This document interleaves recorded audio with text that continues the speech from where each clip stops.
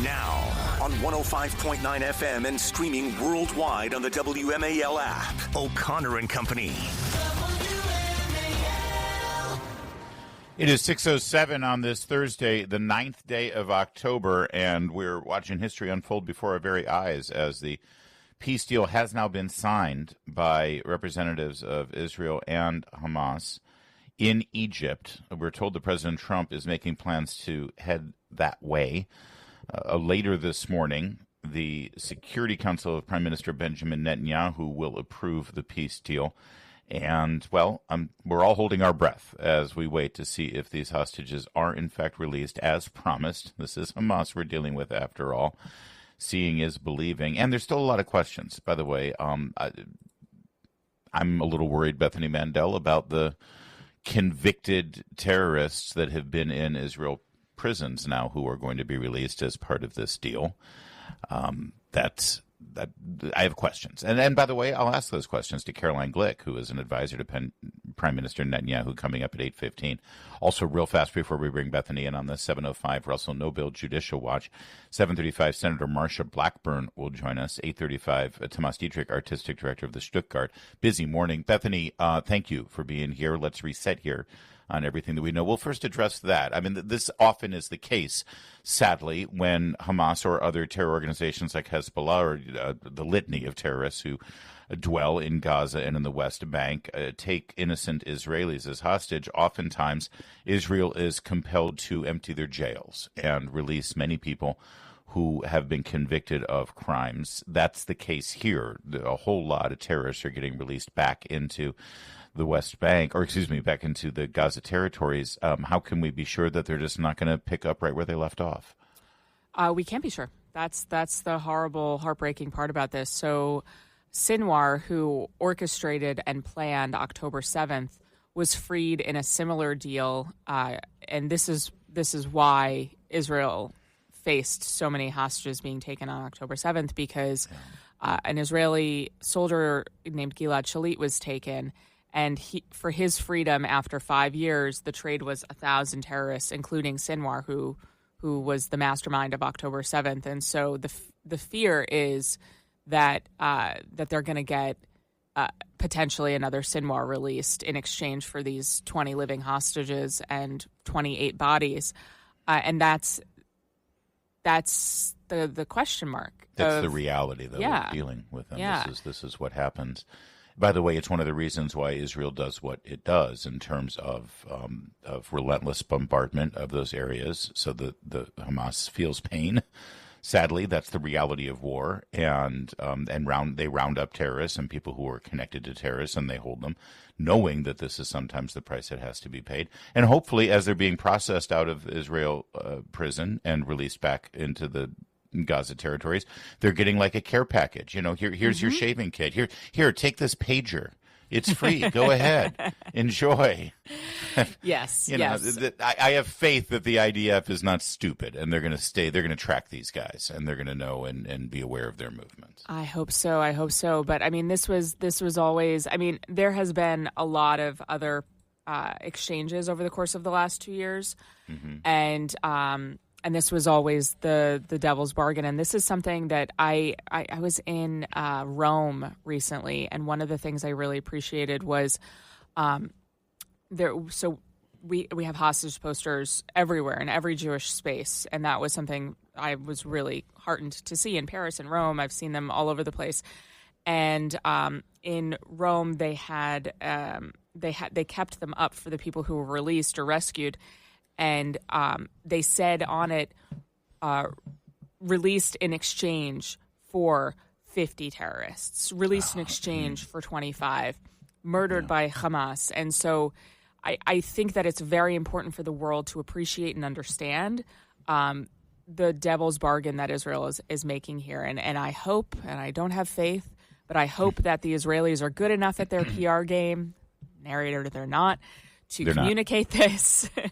There's a lot of frustration that they're not clear enough in their messaging. And that's something I want to ask Caroline Glick, because they need to release the fact in English, like, this is the name, this is what they did. This is the name, this is what they did.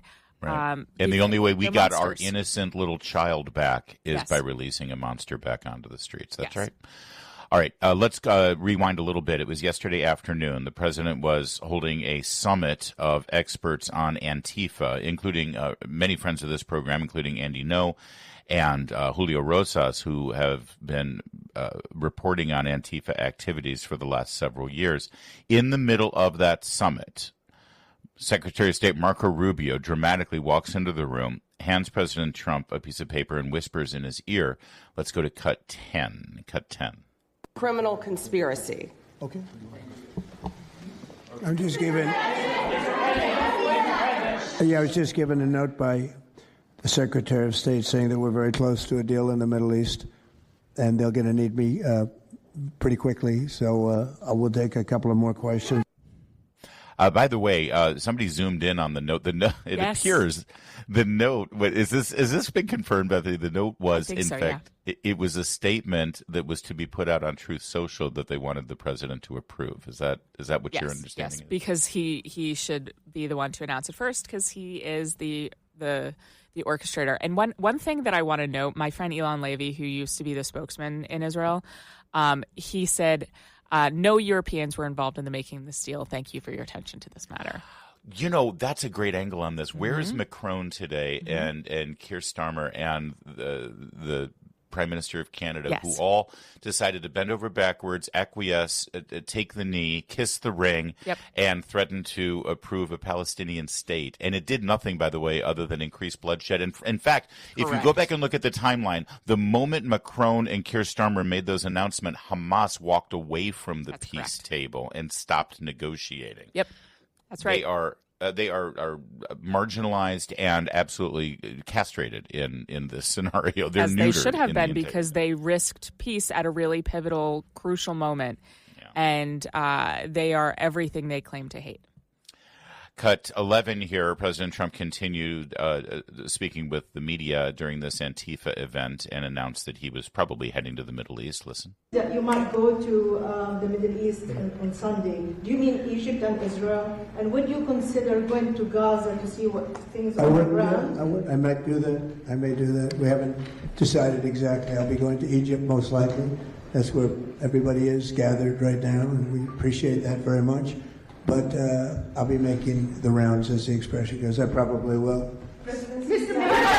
Here you go. And we're still getting final details from the White House on that, but tentatively the president will be heading to Egypt for a ceremony. Cut 12.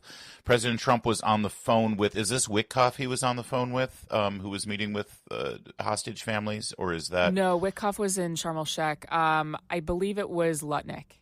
Oh, that's Lutnick. I'm sorry. You're right. That is right. You're right. Commerce Secretary Lutnick, who was with families of hostages on the speakerphone. Cut 12. Listen. They want to say something. Is that right? All right, hold on. President Trump, you have the best crowd in the world. What do you guys have to say to President Trump? Thank you very much, everybody. You did it! You did it! Thank you. This is amazing. Mr. President, we believe in you. We know you've done so much for us over the past, since you became a president, and even before that.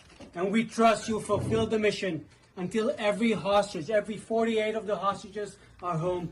Thank you so much. Blessed be the peacemakers. God bless you, Mr. President. God bless America. Thank you very much. You just take care of yourselves. The hostages will come back. They're all coming back on Monday. What a moment. And what a incredible moment to hear one of the hostage relatives there quoting Jesus Christ in the Sermon on the Mount, and the sort of merging of our faiths and our commonality here in this important moment. Hold your thought. A little bit more from President Trump last night on Fox News talking about this, as well as some of the media reactions who, all they could do was say, yeah, this is what it is, a great triumph. It's 6:15, WMAL. WMAL, making sense of the news. Live from the Home Paramount Pest Control Studios. Home Paramount, the leader in pest control since 1939. Your next $1,000 could be one text away. It's $5K a day on WMAL. I just need to underscore what an enormous moment this is for so many people in this region, for the people of Gaza who have endured 2 years of war, for the families of these 48 remaining hostages who have endured 2 years of absolute agony. This is a watershed moment. I just need to understand. That is Jeremy Diamond, Jerusalem correspondent for CNN, as he was, well, he had a different tone than those sitting in the studio reading the teleprompters who sort of, they were very sort of deadpan and unemotional and just sort of reading the facts, Bethany, because it seemed like they did not want to extend any kind of praise or joy at this announcement because it would benefit Donald Trump. It is so bizarre to watch people report this objectively positive story. They're so reluctant to do so because they still are concerned or fear or just motivated by not allowing Donald Trump to actually be on the positive end of such a momentous thing. Yeah, I mean, in the case of Jeremy Diamond, who if I were to rank my CNN correspondents, he would be at the bottom. He also, I mean, he couldn't. The crux of this deal, the lead of the story is the fact that these hostages have been, the release has been secured.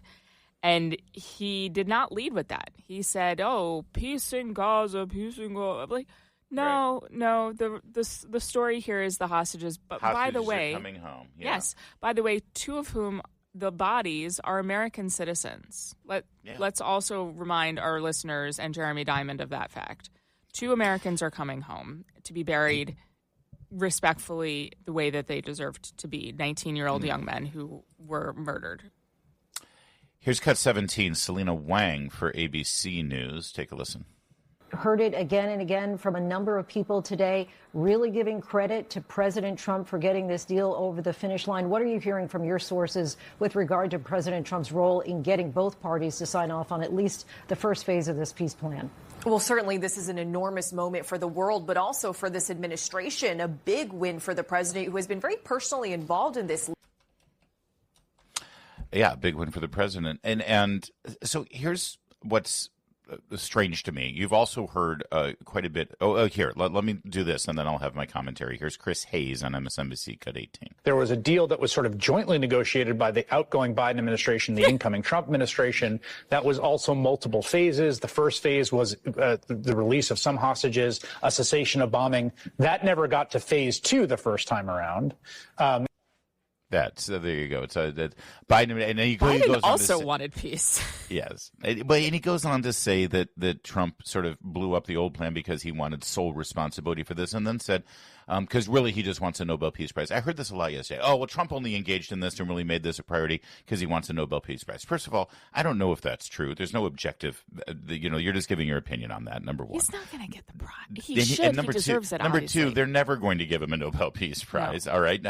Number 3, don't tell me that other presidents haven't pined for a Nobel Peace Prize. It's an open secret that Bill Clinton was angry that he didn't get a Nobel Peace Prize because he tried to negotiate a deal with Israel and Egypt. This has been, sadly, people are obsessed with that sort of thing. And finally, and most importantly, so what? Mm-hmm. So if he is motivated by a Nobel Peace Prize and he brings peace to the world, that's kind of a good trade-off, isn't it? Who cares what his motivation is? The bottom line is peace is here. Yeah.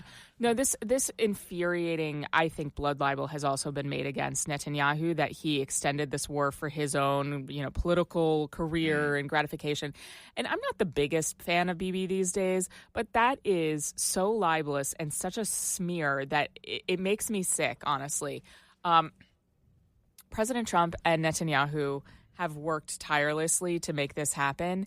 And, Biden also wants, fairies and unicorns and, the mental cognition of himself 20 years ago. He didn't make it happen. Trump made it happen, and he was the only one who could make it happen. And great point. Yep. All right, here's President. We'll let President Trump have the last word. He did phone in to Fox News last night after a very long day, which, by the way, we were both commenting earlier, Bethany. He looked really tired during that Antifa 7th. There's been a lot going on with the president. And let's not lose sight of the fact that while he's negotiating a peace deal in Israel, the Democrats are still stalling things with the government shutdown and can't bring themselves to actually work out some deal with Republicans or at least keep the government open. It really does show you a stark contrast in terms of what's on the plate of these leaders in America as President Trump is bringing peace to the Middle East, and Chuck Schumer and Hakeem Jeffries can't even have a civil conversation with Republicans because they're worried about alienating their base. Here's Trump yesterday after a long, exhausting day talking to Fox. It's a great honor to be involved in it. We had some tremendous help, as you know, with everybody from Steve Witkoff and Jared Kushner and Marco, and we had everybody. JD, the whole group was just amazing, and the military was, as you know, very instrumental in getting this done. We have a great military with great leadership. The whole world came together, to be honest. So many countries that you wouldn't have even thought of it. They came together. The world has come together around this deal. And that's something I would say that without that wouldn't happen. So many countries that you wouldn't have thought of have wired their best wishes and their commitment to do whatever is necessary. The countries surrounding have all signed. I mean, they're all signed up, and it's been really an amazing period of time, and so great for Israel. So great for Muslims, for the Arab countries, and so great for this country, for the United States of America, and that we could be involved in, making a deal like this happen, because it was, many years they talked about peace in the Middle East. This is more than Gaza. This is peace in the Middle East, and it's an incredible thing. And by the way, this comes just a couple of weeks after his address to the United Nations, where he bluntly said, you guys haven't done anything. Why are you even here? But and it should be noted that they weren't mentioned at all in this. The United Nations was completely absent in this entire thing because they've, well, frankly, been marginalized. They've marginalized themselves because of their equivocation on morality and on who the good guys are in this whole arena. By putting Iran in the Human Rights Council, the UN has taken themselves out of the conversation. My friend Jeff Bartos, who's the ambassador to the United Nations now, he gave a great speech over, I think it was 3 days ago now, and he said the time for endless talk about the need for reform, meetings about meetings, and tapping the world along with unserious half measures for reform is over. This is what I voted for, baby. All right, listen, we've got more on this obviously momentous story and all the other things going on in town as the morning develops. Specific to the peace deal in Israel, at 8:05, Ron Halber of the Jewish Community Relations Council, and at 8:15, Caroline Glick. She is an advisor to Prime Minister Netanyahu. She will join us from Israel. Keep it here. It's 6:25. All right, coming up, we're going to give you an update on those fires in California that we started the years with. We were told it was climate change, and yet authorities just made an arrest for an arsonist. We'll give you the details next. WMAL-FM, Woodbridge, Washington, a Cumulus media station. Making sense of the news. News Talk 105.9. WMAL. News now. Now on 105.9 FM and streaming worldwide on the WMAL app. O'Connor and Company. It's 6:37 now on a busy morning this October 9th in your nation's capital. Thanks for joining us. Coming up at 7:05, Russell Nobile Judicial Watch. He was part of the mail-in ballot arguments before the Supreme Court yesterday. 7:35, Senator Marsha Blackburn. 8:05, Ron Halber of the Jewish Community Relations Council. 8:15, Caroline Glick of the Netanyahu administration. And at 8:35, Thomas Dietrich, the artistic director for the Stuttgart Ballet. Actually, I'm sorry, he is actually the artistic director of the Kennedy Center, right? But he's talking about the Stuttgart Ballet. Correct. I just want to get that right. Yeah, that's correct. It's all coming up. The Stuttgart. It's Larry O'Connor with Bethany Mandel. How many times are you going to say that today? As often as possible. And I say it just like that. I'll say that, Meredith and I will be sitting just sort of chatting, and I say, oh, by the way, do you want to head to the Kennedy Center this weekend and see the Stuttgart? It's like, if you say it enough times on air, will Kennedy Center give you free tickets? I would like to think so. I mean, it's worth a try, right? It's like the Latino, or is it Latinx? I can't remember what we're supposed to say. Latinx. Yeah, that's the one. The reporters, when they're reporting and they're using their regular, just Midwestern accent, and then they have to say Nicaragua. Whenever they're reporting about something in Latin America. What was the country? Pakistan. That was it. Obama. Pakistan. Obama would always say Pakistan. And my husband Seth is on the Commentary Magazine podcast. It's a great podcast. Yeah. But his boss, John Podhoretz, no one narc on me, please. I'm about to make fun of my husband's boss. This is standing a by safe to tweet space. it. Yeah. He says gutter instead of cutter, and it drives a lot of people me do that. nuts. I hear that a lot. No, but I hear that a lot. Why? Gutter. Why? Is that not how it's pronounced? I always pronounce it Qatar. Yeah, it's Qatar or Qatar. I don't know, but it's not gutter. There's no G. Well, anyway, have you ever please visited? no one tweet my husband's boss that I just made fun of him everybody, please tweet John Podhoretz. He deserves it. Trust me. He's never apologized to me. Anyway, and he has a lot to apologize for. All right, let's turn our sights to California here. We're sort of in a giddy mood. You know, we act that way when families are reunited after 2 years of hell. Sorry. We're going to be in a goofy mood all morning until those hostages are back.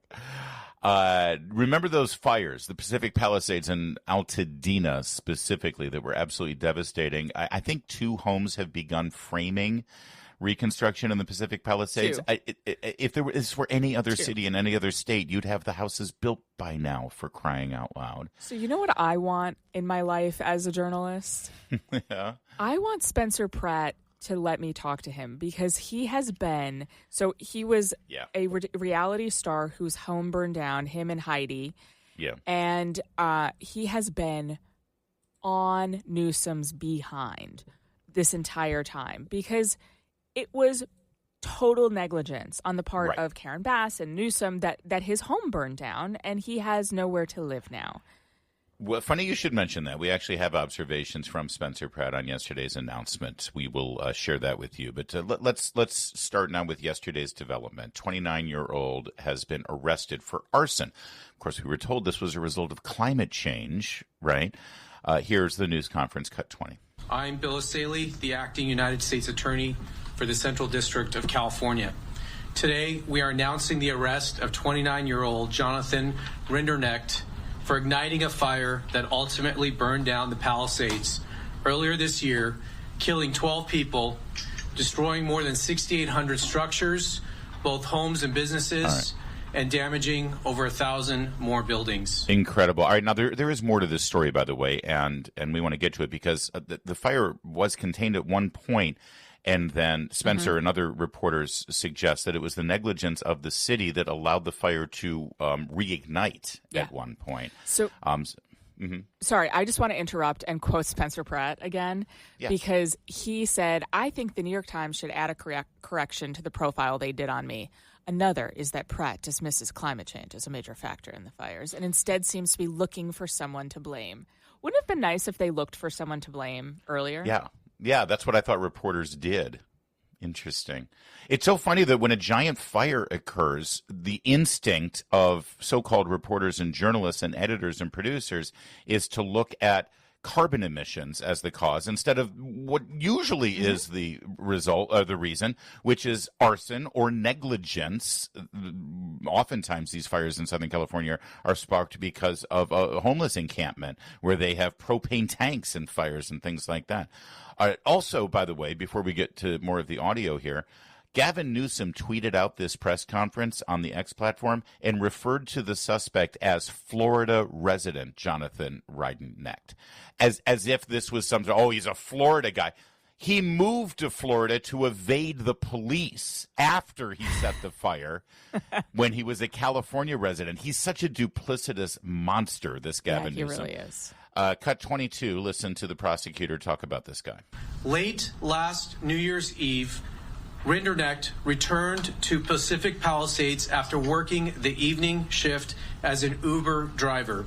2 of his passengers told law enforcement that he appeared agitated and angry that night. After dropping off a passenger in Pacific Palisades, Rinderknecht parked his car and tried and failed to contact a former friend. He exited the car, walked up a nearby trail, took iPhone videos at a nearby hilltop, and listened to a rap song whose music video included objects being lit on fire. The defendant had listened to this song and watched its music video repeatedly in the days leading up to the Lockman fire. 12 minutes into the new year, environmental sensing platforms indicated that a fire had started. It took the defendant several tries to contact 911 to report the fire. He fled the scene in his car, but turned around after passing fire engines driving in the opposite direction to fight the fire. This is the classic behavior and the profile of an arsonist who sets stuff on fire for the attention and to watch the events transpire. Yep. I'm glad they've got him, but there's still more to come. We'll have more on this a little later about the real culpability here of the government, the negligence of the city and the county and the state. It is 6:44. Later this morning on the Chris Plant Show, we're taking bets around here as to when the Schumer shutdown will actually end. 9 a.m. on WMAL. All right, real fast, a little follow-up here. This is, as we keep mentioning, Spencer Pratt, who lost his home. By the way, Adam Carolla, who also lost his home. He's been doing great work on his podcast, doing citizen journalism here, showing exactly how dysfunctional the government is. Adam's been talking about the rebuilding. Spencer Pratt has been going after the origins of this fire and the neglect that allowed it to spread. Of course, the lack of water in the reservoir. It goes on and on. Take a listen to him yesterday commenting on this arrest. Cut 23. Gavin Newsom desperately wants you to move on from the Palisades fire. He's so desperate, he doesn't realize that today's arson arrest proved the foundational point of our lawsuit against Newsom and the state of California. Today's arrest proves that Newsom's Topanga State Park allowed a fire to smolder for a week without doing anything to mitigate it. This is exactly what we alleged in our lawsuit, and he's so dumb, he doesn't realize that this helps us sue him. I think the hair gel is getting to his brain cells. He says this brings closure to the victims because he wants you to stop talking about the fire that's on his hands. This ain't closure, pal. It's just the beginning. Thank you to the DOJ and the ATF for finally releasing the evidence that proves our lawsuit against Gavin Newsom is on point. That's a great point there. One wonders if Kamala Harris, Californian Kamala Harris, had been president and her DOJ, if they would have been as active in trying to pursue the truth in this fire, because it benefits California Democrats to make you think that these are just spontaneous events that happen because of climate change. That's all you ever hear from them after the fact. Yeah, this is one of those many. I talked earlier. I think that President Trump's election was given to us by God, and this is another reason, because it's not just this arrest. It's the fact that there are consequences for terrible, terrible leadership in blue states when they make it so that people can't live there because their homes burned down. It's not a high bar that you should make sure that the fire is put out and that more fires aren't started. But the total lack of curiosity on the part of these folks, they decided on the narrative and they ran with the narrative. That's right. And that's why it's taken this long for them to make an arrest. And they still haven't been able to rebuild. It's a completely broken, dysfunctional government. And Gavin Newsom wants to be the president. And that's why he was, this closure. Look the other way. No need to focus on that. It's 6:53.